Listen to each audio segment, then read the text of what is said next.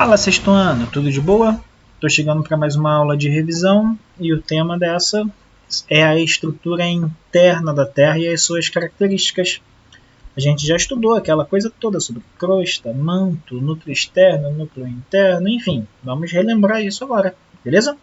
Então acompanha aí porque eu vou começar mostrando logo de cara as camadas.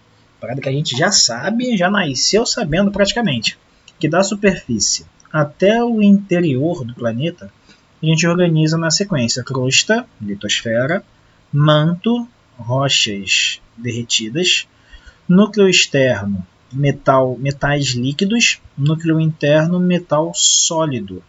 E quanto mais próximo ao interior, mais quente é, né?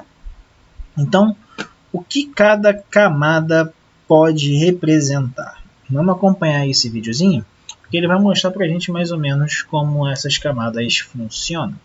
Então, primeira coisa que a gente tem que pensar, profundidade da Terra. Qual é a distância até o centro? 6.370 km, compostos de rochas, de magma, de metais, minerais. Esses elementos todos compondo o planeta representam a estrutura que nos sustenta. Então, o que a gente tem que pensar? Na camada superficial, crosta, manto e núcleo, focando na crosta inicialmente, né, vamos organizar a sequência e ver o que ela pode mostrar para a gente. Essa crosta ela é fininha, pode chegar de 5 a 70 km na parte mais funda, mas a média está aí até 30 km. 5 km nas partes mais fininhas, próximo na parte dos oceanos, na crosta oceânica, e a crosta continental ela é mais grossinha. Mas lembra, até o núcleo da Terra, até a porção central da Terra, são 6.300 km. Então essa camada é muito fininha comparando o resto da Terra. Nela a gente encontra os continentes, né, tá, o fundo dos oceanos, são a parte superficial do planeta. Só que a gente pode dividir ela em algumas estruturas. Primeiro, a gente chama ela de litosfera, rochas, camada de rochas sólidas, e ela apresenta suas placas tectônicas. Essas placas tectônicas se movimentam por causa do manto, mas a gente já vai ver isso, e conforme elas se movimentam, elas podem formar as cadeias de montanhas, tá? E tem as suas estruturas, como os terremotos, os eventos, os abalos sísmicos, os vulcões que acontecem nela. Já o manto, essa parte mais interior do planeta, pode ter aí, ó, olha a diferença. A gente tem aí na crosta a média de 30 km.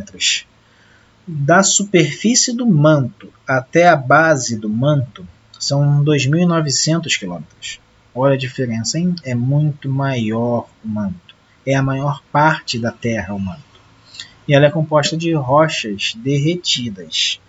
Nela, a temperatura varia de 700 a 1.300 graus, só que tem uma diferença. 700 próximo à crosta, quanto mais próximo ao núcleo, mais quente. E aí tem esse esqueminha aqui que eu acho lindo, que mostra o movimento do manto. É ele que faz os continentes se mexerem. Enquanto o núcleo esquenta bastante o manto, a base desse manto está super quente, está em 1.700 graus, fazendo com que esse manto se desloque para a superfície na célula de célula de convecção do magma. Conforme ele vai subindo até chegar próximo à crosta, ele vai esfriando. Só que quando chegar aqui perto da crosta, em vez de ele sair explodindo, não.